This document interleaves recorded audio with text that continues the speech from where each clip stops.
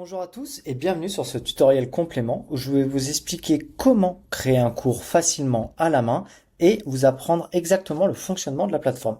Donc pour créer un cours, rien de plus simple, il suffit d'aller en haut à droite et de cliquer sur créer une formation. Ça va vous ouvrir une page contextuelle où il vous faudra remplir le titre de la formation, l'auteur et la description. Je fais ça et je reviens avec vous. Voilà, comme vous pouvez le voir, pour notre cours, on va faire un cours sur la procrastination parce que je pense que c'est quelque chose qui touche absolument tout le monde et ça peut être intéressant comme sujet.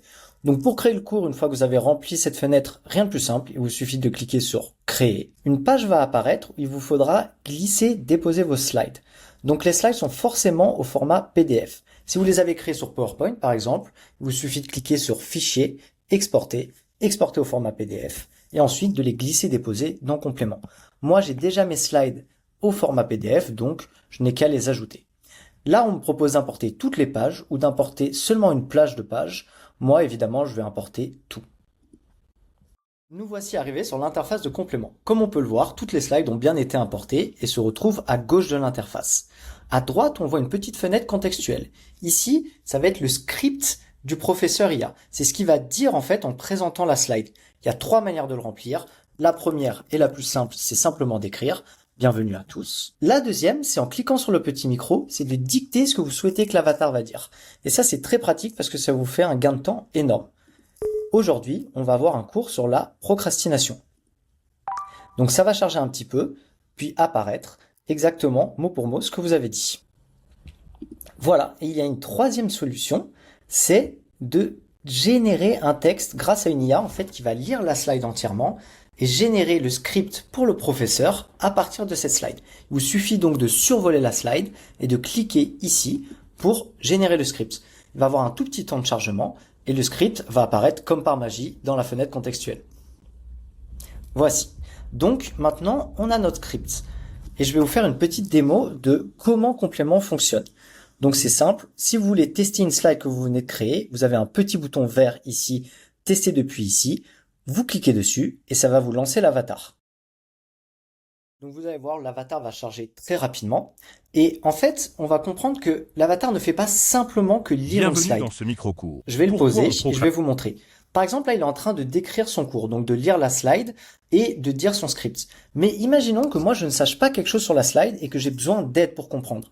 Plutôt que de faire un apprentissage complètement inactif et de simplement regarder une vidéo, je peux très bien couper l'avatar au milieu de ce qu'il dit en cliquant sur micro et lui poser une question.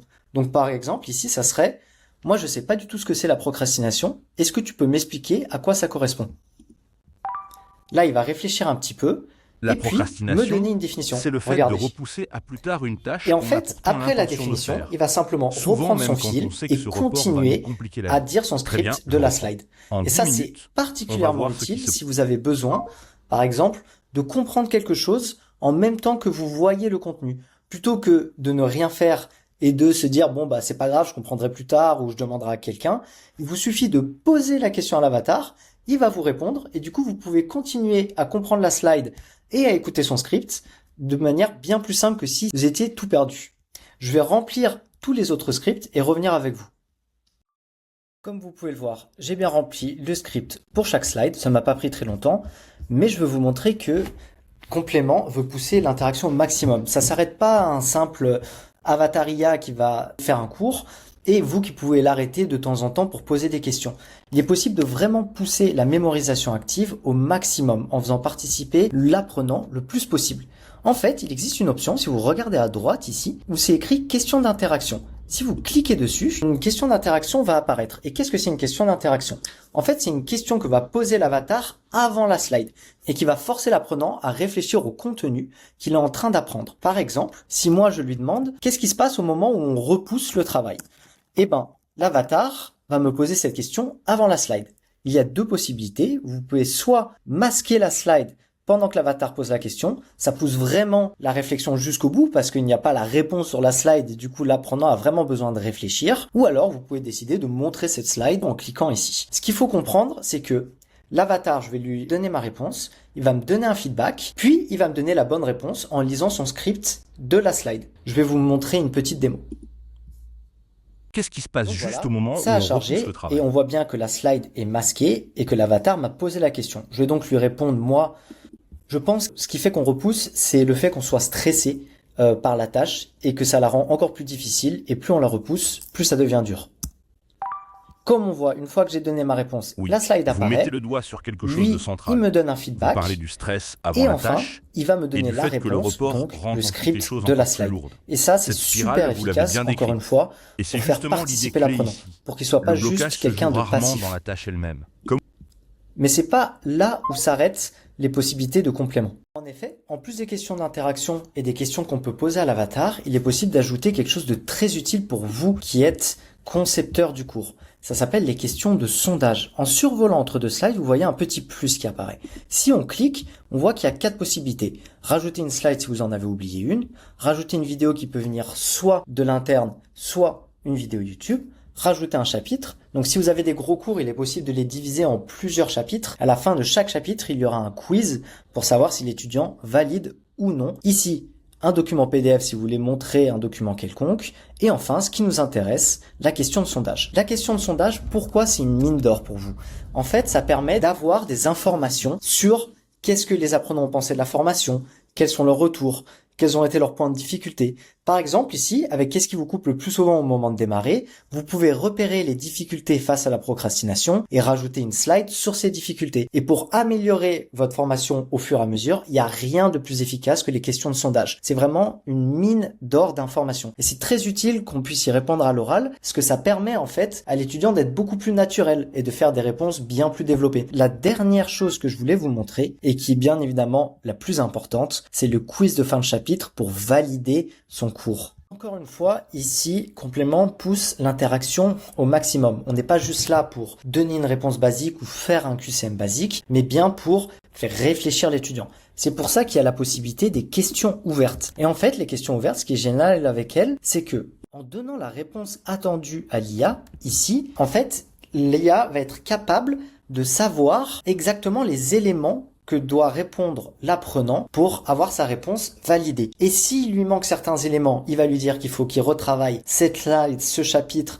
ces informations. Et s'il donne une réponse complètement fausse, il va être capable aussi de lui dire que la réponse n'est pas validée en se basant sur sa réponse attendue. Et en fait, la marge de manœuvre est très forte parce que ça permet de enfin avoir des questions ouvertes alors qu'avant c'était impossible. Et l'IA est capable de savoir si l'apprenant s'en rapproche suffisamment pour lui valider ou non la réponse. Je vous fais tout de suite une petite démo. Comme pour le reste, pour tester une question, il vous suffit de cliquer là à droite sur tester depuis ici et vous pouvez la lancer. Moi, je vais répondre quelque chose de volontairement faux pour vous montrer que l'IA va me donner un feedback pour me corriger et m'expliquer ce qu'est la bonne réponse. Il va bien évidemment réaliser que je me suis trompé. Sur la procrastination. Question 1. Une tâche notée dans votre liste depuis 10 jours. Préparez le bilan trimestriel. Reformulez-la en une première action et expliquez ce qui rend votre formulation démarrable. Voilà, je peux répondre. Moi, je pense personnellement qu'il faut faire une liste de tâches énorme avec plein de points pour être sûr de pouvoir s'en souvenir. Il va réfléchir un peu à ce que je vais lui dire. Je ne valide pas votre réponse. Et voilà. Ça ne se rapproche pas de la réponse attendue. Et c'est pour ça qu'il ne valide pas ma réponse. Et ça, c'est vraiment très important parce que regardez, il est en train de me donner un feedback et de me donner la bonne réponse. Ce qui était complètement impossible avant sans les avatars IA. Et là, je vois bien que je n'ai pas donné la réponse attendue, que le quiz n'est pas validé. Et il va me dire juste après ce que je dois revoir pour pouvoir comprendre où je me suis trompé. Le dernier point que je voulais vous montrer, c'est que complément, ça s'arrête pas uniquement aux questions ouvertes avec une réponse attendue. Il est également possible de créer des questions de QCM très simples. Mais à la différence des questions de QCM qu'on peut retrouver dans un fichier SCORM ou dans une formation classique, là encore, le principe même, c'est l'interaction. Donc je remplis cette question et je vous montre. Voilà, donc j'ai rempli la question plus les 4 réponses potentielles. Et comme on peut voir, si on clique ici, parce que moi ma bonne réponse ça va être la B, ça va nous faire apparaître, expliquer pourquoi la B est la bonne réponse. Parce qu'effectivement, contrairement à un QCM où lorsqu'on répond, parfois on le fait un peu au pif, on sait pas pourquoi c'est la bonne réponse ou pourquoi on s'est trompé. Ici, on peut expliquer pourquoi B est la bonne réponse. Et en fait, imaginons que moi je donne la réponse A, l'avatar va me donner un feedback de pourquoi je me suis trompé, va m'expliquer que la B est correcte et pourquoi la B est correcte et ce n'est pas la A. Donc c'est vraiment une progression dans les QCM qui sont toujours un élément où c'est compliqué de faire travailler l'étudiant correctement parce que c'est vraiment fixe quoi. Une réponse bonne ou une réponse fausse et sans aucune explication. Là avec complément, c'est fini. Il y a enfin un peu plus d'interaction. Il vous suffit donc d'expliquer pourquoi la B est la bonne réponse. Évidemment, il est possible d'avoir des multiples bonnes réponses si vous voulez faire un QCM à multiples choix et on peut ajouter jusqu'à 6 choix pour le moment. Une fois donc que vous avez rempli votre QCM, il vous suffit encore une fois de cliquer sur la petite flèche tester pour voir à quoi ça ressemble. Donc là, je vais évidemment répondre une mauvaise réponse pour vous montrer son feedback et ce Question qu'il va 2. me répondre. Pourquoi le cycle du report se répète-t-il d'une fois sur l'autre? Moi, je pense que c'est parce que la tâche, elle devient objectivement plus difficile avec le temps. Plus la tâche grossit, plus elle devient compliquée à faire. Donc là, il va me répondre, Je me ne donner un valide pas feedback. votre réponse. Voilà, il ne valide pas ma Vous dites que la réponse. tâche devient objectivement plus difficile Et je avec vous le laisse un temps. peu observer ce qu'il va Mais dire. ici, ce n'est pas l'idée attendue. Le point clé, c'est que l'évitement procure un soulagement immédiat. Et Donc ce voilà, il me soulagement dit que la bonne récompense réponse, le c'est la B. comportement de report. Du coup, la fois suivante, le cerveau a Et encore voilà, il plus m'explique tendance à reprendre pourquoi la même boucle. c'est Pour la bien B et retenir cela, pourquoi je me suis pensez retrompé. moins à la Et en difficulté plus, réelle de la il va tâche qu'au m'aider renforcement créé par le à soulagement juste après retenir l'évitement. une meilleure manière pour mieux répondre, en fait, pour éviter que je me retrompe une nouvelle fois. Et là, à la Je fin vois du que ce quiz, quiz n'est il me donne un mais feedback vous avez entier sur déjà le mis le doigt quiz sur et il va deux me points donner importants à encore une retravailler. fois les Le éléments à principal axe de retravailler pour que je puisse consolidation, réussir la c'est de prochaine fois. transformer une tâche en première Donc c'est action. vraiment, comme j'ai dit, le principe de complément, c'est l'interaction et la mémorisation active et d'arrêter de simplement suivre des formations basiques qui comptent uniquement des vidéos et des QCM complètement plats. Une fois que vous avez fini donc de compléter votre formation avec les scripts de l'avatar, les questions d'interaction, les sondages et les quiz, je vais vous montrer un peu comment finement tuner votre formation pour qu'elle corresponde à toutes vos attentes. La dernière partie que je veux vous montrer, évidemment, c'est les paramètres. Et sur cette page, on voit bien qu'il y a le titre de la formation, l'auteur, la description. Vous pouvez mettre un fond derrière un avatar si par exemple vous voulez mettre votre avatar devant le logo de votre école ou quelque chose comme ça. Mais surtout ici, vous avez la durée maximale. Vous pouvez imposer une durée maximale comme ça, on ne dépasse pas une certaine longueur. Une date limite de complétion si vous voulez mettre une deadline pour la formation. Imaginons, je veux que tout le monde finisse avant décembre. Un seuil de réussite, ça par exemple c'est pour le quiz. Pour le moment mon seuil de réussite est à 50%, donc imaginons que j'ai 2 questions. Si je réponds à une question sur 2, le quiz va m'être validé. Mais vous pouvez peut-être vouloir que ce quiz soit validé uniquement à 100% ou à 80%. Il est également possible d'imposer les slides avant le quiz. Donc ça signifie que plutôt que les étudiants puissent directement jumper sur le quiz et donc finir la formation sans voir les slides, il est possible que vous les forciez à voir le cours. Enfin, c'est possible d'imposer l'ordre des chapitres. Imaginons que vous ayez 5 chapitres, plutôt que l'étudiant fasse 4, 2, 1, il est possible de lui demander qu'il fasse 1, 2, 3, 4, 5. Très simple. Langue imposée, ça c'est parce que l'avatar est capable de traduire nativement en français, anglais, espagnol, portugais et italien. Mais imaginons que vous ayez un cours spécifique et vous voulez que vos étudiants le suivent uniquement en anglais pour les faire progresser. Il est possible d'enlever l'option de traduction et de forcer le cours en anglais.